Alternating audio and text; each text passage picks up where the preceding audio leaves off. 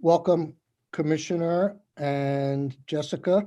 The goal is to try and advance our preliminary thinking of perhaps doing something in budget adjustment to change the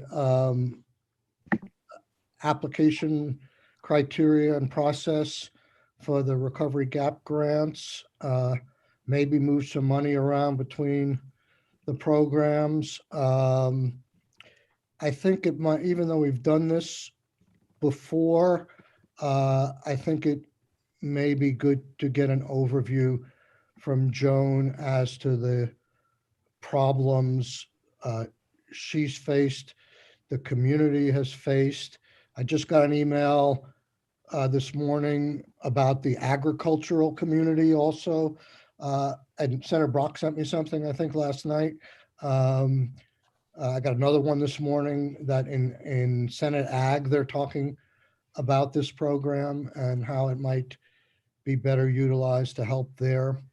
So we're gonna, one of the simplistic ways we could go is not change any numbers and just change the criteria, get rid of tax loss, and the money's there. And one of the things I want you to comment on is if we didn't change anything, what would happen to that money? Would it just carry forward? It's like $20 odd million that was appropriated last year that hasn't been spent. Would it carry forward and the program would still be open and applications would come in drips and drabs? So help get us grounded, but that's okay. That's Sure. the goal. That's the goal. It may not happen. We need, I understand nothing in this regard happened in the House. So we would have to convince our appropriations committee that this is a wise move. And then they would have to convince their counterparts in the House that it's a wise move. So, but it's a goal at this point. So. Great. Good morning, Mr. Chair and members of the committee. Thank you for allowing us to speak on this. We did not put in recommendations for budget adjustment for changes in formula, since we typically don't go in with policy changes as I recommend on budget adjustment. And in addition, the language within that initiated the program did have a segment that talked about what to do with residual funds. So we took that and thought, okay, well, we're undersubscribed, and the reasons for the undersubscription have been well documented. It had to do with tax loss. We had to take into consideration other assistance. We could only pay a very specific number of fixed expenses, and the amount of the award was limited by that adjusted net loss. So it's a severely constrained program by statute. So our intent was to say, okay, since we're oversubscribed on another economic recovery program called the Capital Investment Program, could we take whatever we need to fund that program from the residual funds? I think that the way it looks like the way it was designed is that you wouldn't necessarily have carry forward because of that clause. That was our kind of read of it. Maybe we wouldn't feel comfortable taking all of it just because, there are dribs and drabs of people applying as we speak. We did know that it was a fairly robust discussion about a formula. So we probably thought that would take probably a whole session to determine formula. And as you know, in the governor's address and budget, we've not forgotten about the people who still have need, but have come up with an idea, which is the Forgivable Loan program through Vita, so that we could make each applicant understand each applicant in their particular situation does not fit into a simple formula that you calculate a grant and then everyone walks away happy. So that was our idea about how to make sure that people who still have need. Can I ask a question on that? Is that Vita proposal in in the form of a bill, or is it in the form of a budget item in the big bill? Where is that?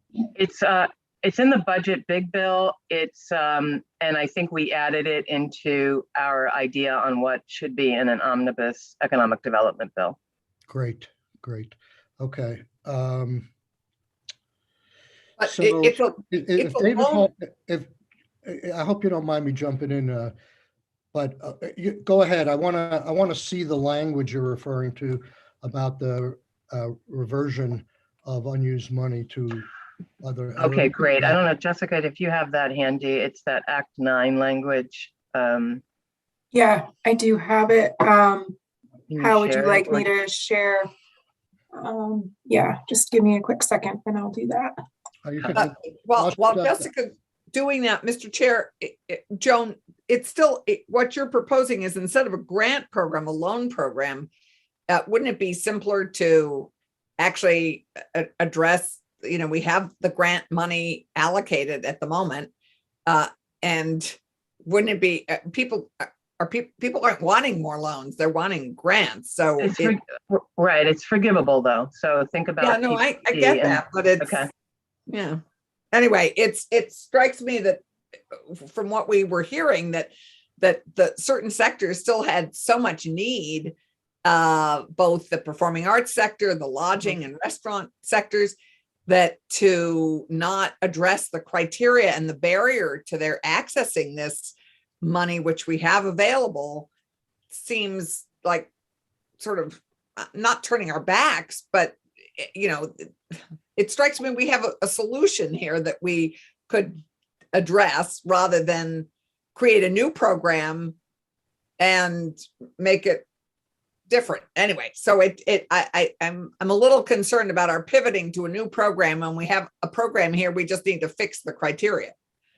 Right, so just fixing the criteria took a whole session last year. So I guess I felt like we were not optimistic that it could be resolved that quickly. And that's why our ask was really, if there was going to be a change, it would be wider discretion for the agency, which I don't think was received that well. So, we are trying to reach a compromise, and we are not leaving sectors out. I could do a review of capital investment that is economic recovery money, and the lion's share of it is requested by the arts and culture sector, hospitality, agriculture. I mean, every sector is well represented. So it's a little bit of it's economic recovery of a different stripe, right? It's not for working capital, it's for projects. So that is the rationale. The forgivable loan concept is a good concept. As we know, PPP helped many Vermont companies. And I think that Cassie and the team at Vita are working on making it better. So that's the impetus behind it. Yeah. And it's really a question of timing, right? So if we don't utilize this money to help with the capital investment program, this money has the risk of sitting idly. Right. And even though we think we could tweak the rules, maybe we could tweak the rules, and then you say, great, you're ready to go. How long do we think that would take, right? I know last year it took several months, and then it took months to repurpose the system. So any way you look at it, there's a time lag between any action. And so we thought, well, let's do what we can with what we have right now. This is the segment. Hopefully everyone sees it. Yep. I can make it Larger. larger. That would be great. Let me see. Oops. Yeah. So essentially, it's like Is that better? Yes. Okay. any amounts that remain unspent shall revert to the agency for purposes of supplementing any future economic recovery grant programs established prior to January 1st, 22. And if no program is established, then to the American Rescue Plan Act of 21, the state fiscal recovery. So that was the thinking. We were like, okay, we're undersubscribed here, we're oversubscribed there.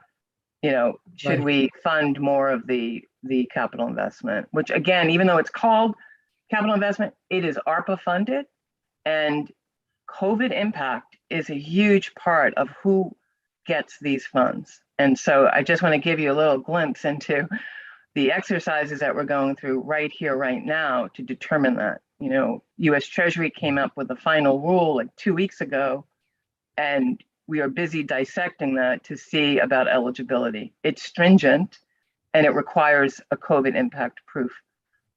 So that was our kind of resolution, sort of about how do we move forward.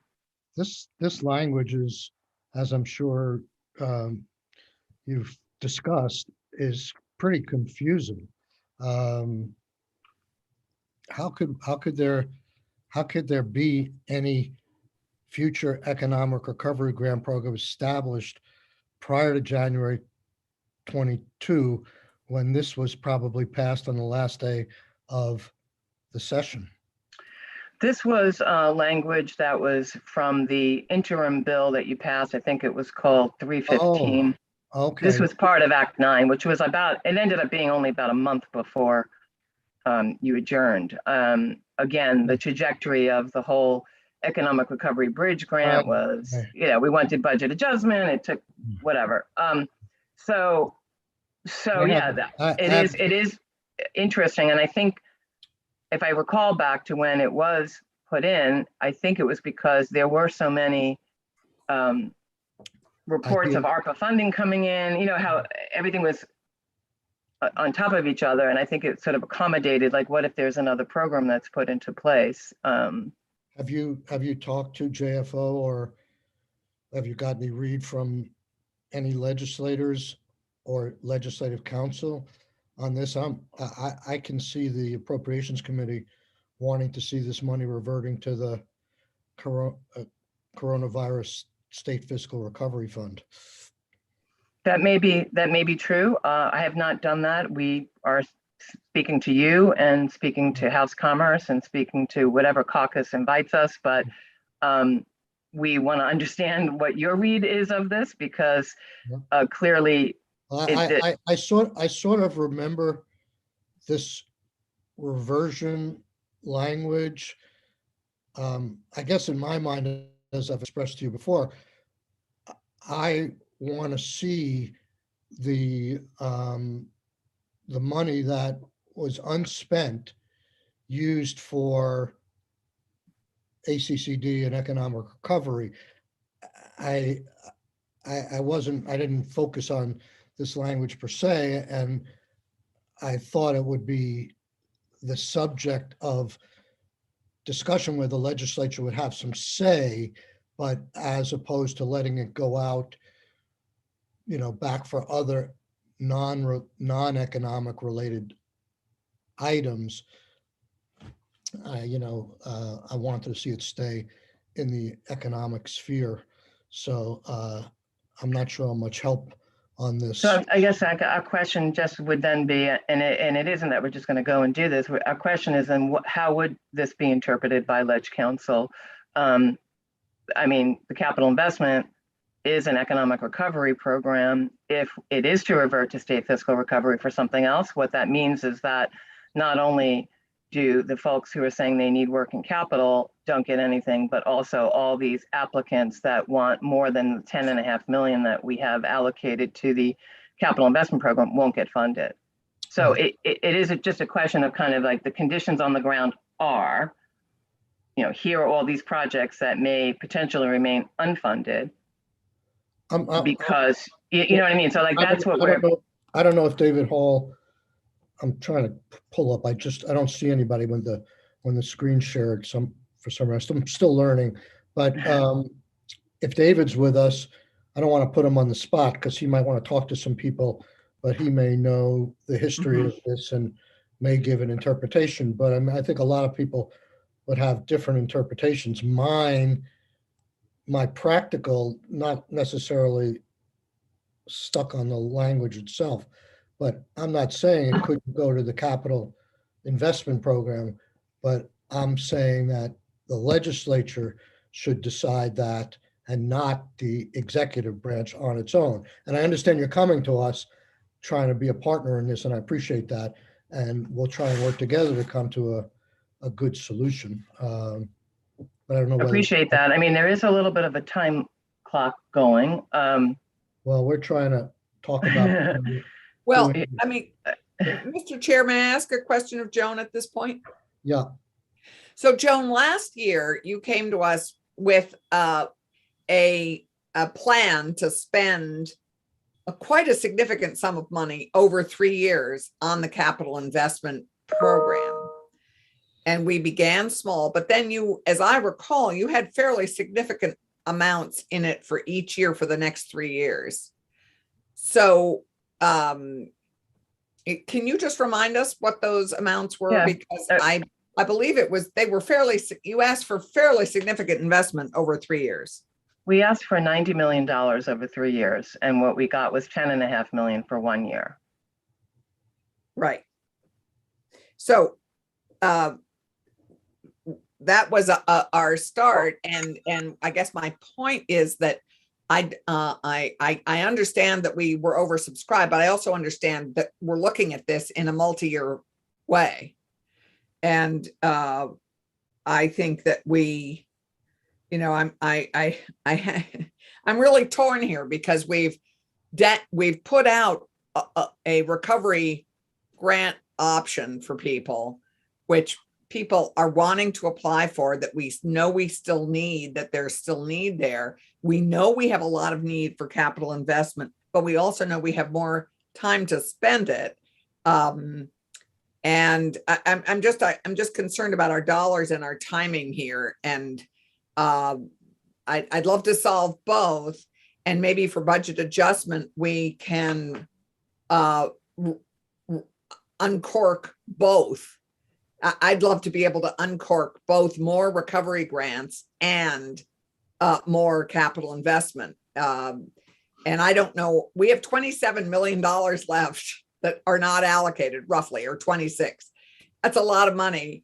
And it strikes me that we could divide that up a bit and put quite a bit into the expanding the capital investment program and uncork the challenges with the recovery program. I know you don't think we can get that done by the end of BAA, but the nice thing about the BAA is it gives us sort of it really sets a time frame that we have to make some decisions by. So if we're going to expand the criteria for that and make it, or not expand it, but just shift it so there are fewer barriers, it strikes me we can do both here, but maybe I'm naive on that.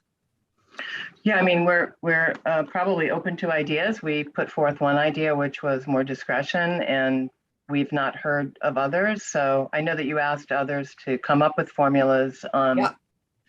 So, I mean, anyway, I guess we're open, and we're not saying no to it, nor do we think we have to use all of it to fund capital investment, because the other issue with capital investment is the net fiscal impact reduces the ask by a significant amount. So yeah, I mean, if you could accomplish that, that would be great. Well, let me ask. That would be great. I have a couple of questions. All right, let me. Would you like me to stop? Would you like me to stop sharing my screen now, or do you want to keep this language up? That would be great. Unless David Hall is here and wanted to. I'm here, but I tell you, I don't know which of the 3 or 4 ERG constructs this comes from and the timing of it. And okay. I really need to go back through and piece together the history, because each time a new bill was passed that, either supplemented or modified or both, the very first program you created, they all had slight twists to them. And the construct sometimes was, it's the old program with these 2 changes plus blah, blah, blah. So I'm happy to go back through that history. In fact, I'm doing it right now, but at this moment, I'm not ready to. It's perfectly understandable. That's fine. Yeah. I also just want to say that, respectfully, it's not something my office does to give opinions about what something means. And I know that sounds screwy because I'm the one who wrote it, or we're attorneys. But if my client asks me, like, how do you interpret this, I can say. But if, just yesterday somebody asked me, like, well, I have this situation and you just passed this bill, would that apply to me? It's not something that I can do to a person that's not my client. So I I apologize if, if sometimes JFO may be more willing to say something like that, but generally my office avoids, what would be construed legal advice on whether and how something applies, what course of action should be taken. I can give an opinion to members of the legislature, and that's what you're asking from me now, and that's fine. But otherwise, it's So not something I can do to say like, oh, here's what this means. Okay, so I know we had this situation with, where was it? It was, the whole confusion around the appropriation on VHIP and whether, the $5 million dedicated to a program in name only was enough for the administration to go forward. And you gave a great analysis with both pros and cons and understanding to me and to my committee. That's something you can do. If we ask you to look at this language and give us what your interpretation of it is for our benefit, you can do that. Am I missing that or not? You got that exactly right. I guess what I'm saying is, as much as I'd like to be helpful to any agency or member of the public or anybody else about, what the legislature may have intended or meant, or what I think the consequence should be, of course I can talk to you about that as my client, but other than through that construct, I'm not able to say, That's well, I fine. think my clients meant this, because that would be bad Right. for me to say, oh, my clients meant this, and then they Right. come in here and ask the committee, and the committee says that's absolutely not what we wanted. Yeah, So yeah. Got it. That's great. All right, so next week we'll hear a little bit more on the history of this and what you think it meant. And you can communicate that directly to us. So I don't want to get too far ahead here, because I don't think we fully have, we have more details, I think, on the economic recovery program. On the capital investment program, we've heard that there's more demand and that somehow the return on investment is getting in the way. I think that's a simple way just to move some unused money into another program.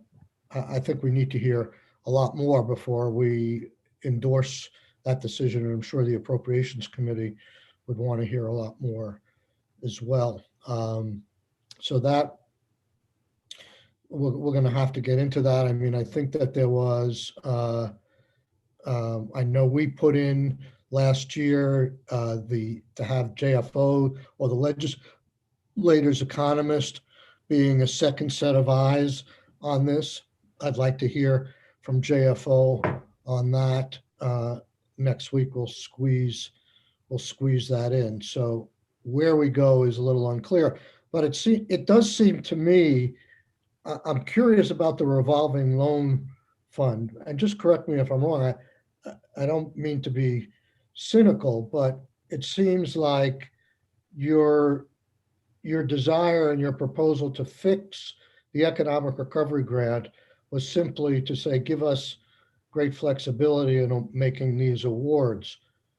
You're putting in a new program, and this goes along with Senator Clarkson's comment, of $20 million that will give you that flexibility. And it's new money, and it's not the old money from the under utilization of the GAP program. That money you'd like to see to go to capital investment, but you solve the problem that you see with economic recovery by setting up a forgivable loan program with Vita. Am I missing something there? Is it essentially the same population that you're trying and the same goals you're trying to achieve in the Vita program that you were trying to achieve in the economic recovery GAP program? Yeah, think of it as that's a good way to look at it. Think of it as the working capital needs, right? So we have one one solution is capital investment. And what about the more short-term needs? And as we know, ARPA could be used for loans, but it has to be short-term, because if you did a long-term loan, you'd end up having to give the funding back to Treasury. So the idea would be, in a short-term nature, to get people, forgivable loan could be used synonymously with grant, right? So they don't have to pay it back if certain conditions are met. And if they do end up with a loan, it would still be short-term, so that the guidelines on expenditure and obligation of funds are complied with.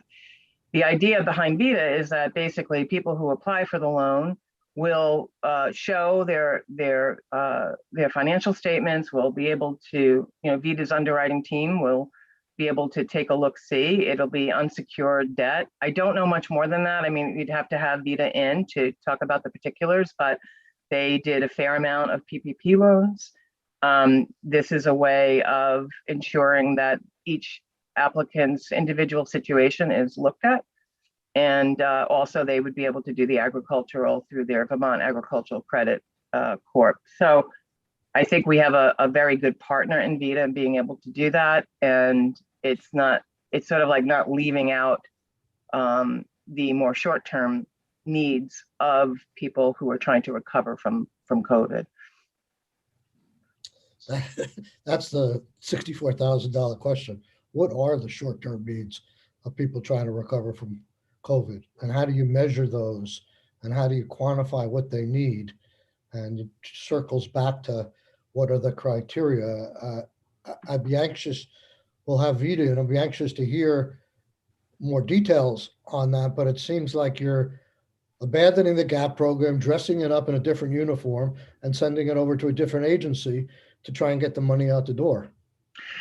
Yeah, well, I mean, that's one way of representing it. The other is to really, I think what you were after in terms of the formula being so strict was to make sure that this did not go to people who didn't deserve it. Otherwise, I can't think of another explanation about why it was so strict. So the idea is Vita is very accustomed to analyzing financial statements, analyzing and underwriting loans, that they could do that. They did it through PPP.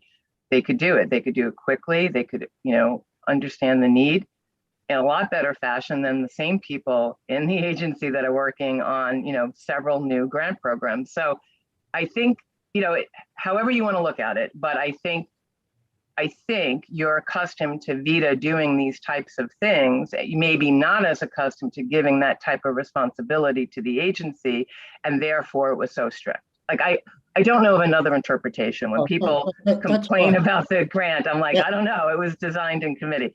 So that's fine. You make an important distinction that I overlooked, is that Vita has more experience in this kind of an ability to be to assess the need less maybe based on formula. So that's an important, that is an important distinction. And they also did do some PPP processing, didn't they? Yeah. Some roles? They did. They did, and may be able to use some of the infrastructure that was built around that. So Mr. Chair, may I just ask the obvious question? Yes. At least it seems obvious to me, which is, why can't we delegate Vita right now with, let's say we decide to divide the 26 million that's left and say 13 million into all these businesses. Why can't Vita right now do that work with us as grants? I mean, it's an authority. It's not, maybe we need to hear from Cassie, but it strikes me that they could do that now. Why couldn't they do that now if they have the ability to assess? And your team, Joan, has been assessing and making those decisions also. So you now also have a trained team to assess businesses' needs. And if we could come up with sort of a compromise on discretion, on just giving you all out discretion versus, I don't know, why can't Vita do this now as a grant program with the money we've already allocated? I mean, they're generally not a grant house. They're a loan house. So right. The other thing is that you want people to apply who truly need this and know that they could meet the requirements and that they wouldn't have to pay it back, as opposed to people who just say, oh, there's grant money, let me go apply and see if I could fit in. There's a very slight distinction that if you're going to apply for a loan, also, like if you're going to apply for a loan, there'll be an assessment of what are your working capital needs. It could be up to this amount, but if the business are deciding, well, I don't want to borrow that much in case I don't have it all forgiven, it's a little bit more considered. So yeah, I don't know. You should ask Cassie if she wants to manage grants, but they do loans. That is what they're set up to do. That's what their systems are set up to do. And it might make sense. I mean, earlier on, we were the entity because it was an emergency, it was immediate. I think the way that we've described this is for any entity that is still constrained by COVID and the congregate settings that they have to do. So it would cover all kinds of different kinds of businesses that depend on congregate settings. So it could be hospitality, it could be arts and culture, could be agriculture. You know, there are, you know, there's a myriad of different situations that a standard formula is not going to apply to all, but instead an assessment of what their working capital needs are, you know, looking forward, I think, you know, and they base it on like, when did PPP run out? Like last year. So it's like, there's been nothing since, right? So, but I mean, Cassie will be the person to talk through the details on that, but I find this proposal definitely worth exploring. Is there anything you could tell me as to give me a basic foundation of, if you did forgivable loans, what would you generally be looking for to determine whether the loan is forgivable or had to be paid back? Well, I think according to the ARPA guidelines, it has to, any business assistance has to be for specific operational expenses. So it really is about operational expenses, and those vary. So instead of listing it like we did in the, you know, Right. in the ERG, it'd be a little bit more situation specific. But I was asking specifically, when you come to the point where you have to make a decision, you either have to pay back the loan or you don't, what would Vita be looking at? Yeah, I can't remember whether they look forward for the projected expenses or they look back, but again, you have to ask them. But I think it's about, you know, their financial statements and their, you know, what did they have to pay? What does it cost to operate that entity? You know, whether it's not going to be as significant reliance on payroll the way PPP was. It's really more, what does it cost to operate this business, and what has the contraction been in their revenue? I mean, part of the complaint was some people were like, well, we managed our expenses fine, we had a little profit, we weren't eligible, but if we could see that going forward, they're not going to be able to pay their bills, even if they had this little profit. So it's really an assessment of what does it cost to operate the business, and what kind of hardship are they experiencing because of the decline and the contraction of their business due to COVID. So I don't know if this is a good time to express one idea that's been, I mean, we've gotten very little in the way of suggestions, specific suggestions how to make the formula more easy, more accessible, more easy to administer. But I know we've gone back and forth of whether that ARPA or CARES funding allowed for revenue-based assessment only, and I had problems with that. Other people had problems with that, just looking at revenues. But I could see a look at the decrease in revenues as a measurement for the size of the grant if it was then cut by a significant percentage. So if you say my revenues went down $1 million, but you say the amount of the award could only be 10% of that revenue loss, and the cap would be $100,000, that would be a simple math formula. I don't know where the flaws in something like that might be. But what was the maximum in the grants that you gave out, and did many applicants get the maximum amount? Do you mean in this round or in prior rounds? The last round, the one we're talking about, the Yeah, underutilized. so that the maximum was 150,000 and the average is like less than $50,000 in terms of size of grant. And that's all public knowledge, right? Who got what? I think so. I know that we were posting it on the website, but I'll have to check and make sure that that's updated. Well, of the limited people who applied, did the 150,000, do you sense was appreciated or satisfied them, or it was woefully inadequate, or do you have All any? over the board. Yeah, all over the board. I think the complaints mainly, the issues on the hospitality side, that in some cases it was too little, that 150K. And the other issue was that it was the ceiling was not just 150, it was the lesser of 150 or the adjusted net loss of the applicant. So again, we tied it back to the amount of their dollar loss as opposed to the expenses that they have to incur to go forward. And that to me is that was the largest flaw. Because it's just like, it's not limited. You may have a loss of, or a profit for that matter, and you still have to pay some expenses next year. And it's not helping you, So you're thinking the idea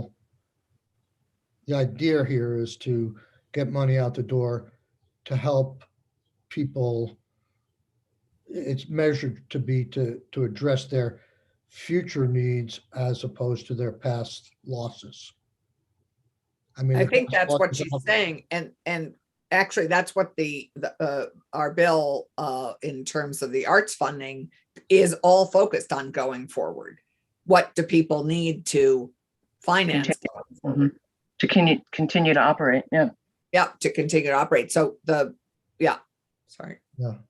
I guess Based upon where we are now with this program, what I'm hearing from agriculture is that it has been difficult, and indeed the money has been, I think the term they used was virtually inaccessible. Is that in fact the case based on what you're seeing from the type of borrower or from the type of recipient? Is agriculture simply not participating? I don't think that's true. The total amount distributed is about 3.5 million in total, and agriculture accounted for 796,000. So I wouldn't say that they're not represented. I'm sure that it was very, very difficult for many farms to access this, and there were some people helping along the way, but it was difficult. But we have helped farms. We have, which is not everybody that applied, obviously. Well, would you anticipate that were this to move to Vita, that agriculture would be in a more beneficial position? I do believe that's to be the case. They have a whole separate arm of Vermont Agricultural Credit Corp. They would be prepared to tailor it to ag, in a different way. They're structured differently than businesses. So again, getting away from the one size fits all mentality, I think would be useful for not just ag, but many other sectors. And is it correct that you don't believe that you could modify the program in terms of the way it's being administered now in order to satisfy the need without this change? Well, so many changes, right? Like adjusted net loss, tax loss in 2020, the spelling out of the fixed expenses, basically blacklining all of the requirements. That is the issue, right? And the minimum, the lesser of the 150 max or the adjusted net loss. This was not only difficult for applicants to apply to, this was difficult to put into an operational system. This was difficult to review. This was all around almost an impossible task. There's so much, there are so many constraints on this. Great, thank you. Okay. It's 10:30, 10:40, and this might be a good time to take another 10-minute break and come back at 10:50. We're on the floor 11:30, right? Senator Clarkson. Yeah, I think Senator Ballen is wanting to come in and weigh in on the vote. And she was going to come in just before our next break, which was scheduled at 10:50. And so I could suggest she come in right now if that's okay, because we need to have her on Zoom to do the vote. Okay, Is that okay? That would be great. that would be fine. I mean, we'll be back at 10:52 if she comes in then, so. Let me just get a sense.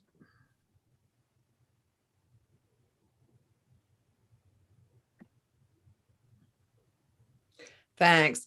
Yeah, I just, for budget adjustment, I don't know why we can't do both of these things. I still think we could come up with because the need for the capital investment lineup there, the line is so big and the amounts are so substantial. We're not going to fix that entirely in budget adjustment, is my sense.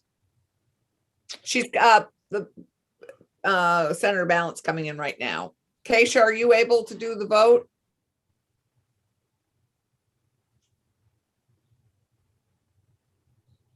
Yes, Great. sorry, I was eating something. Yes. This is great. Becca's coming in. So I didn't realize that if you hold the vote open, you have to do it by Zoom. I'm not sure we did that with Senator Oh. Brock on 210. I think it's good practice, just given our remote life, that it's just probably. What happens if you're holding the vote open and the committee's done for the day? Good question. Well, here she is. Today, we don't need to deal with that right now because here she is. Okay. Belts and suspenders. Senator Ballen, you don't need to know. So anyhow, we're just looking for your vote on the home contractor bill H-157. The question is yes or no as to whether to concur with the House. Yes, Thank you. yes. Okay, and now we're going, unless you want to add to that, we're just about to go on a break. Yeah, the one thing I would just say, and I was so grateful that Senator Clarkson flagged for me to come to vote. I had a really interesting situation about a week and a half ago.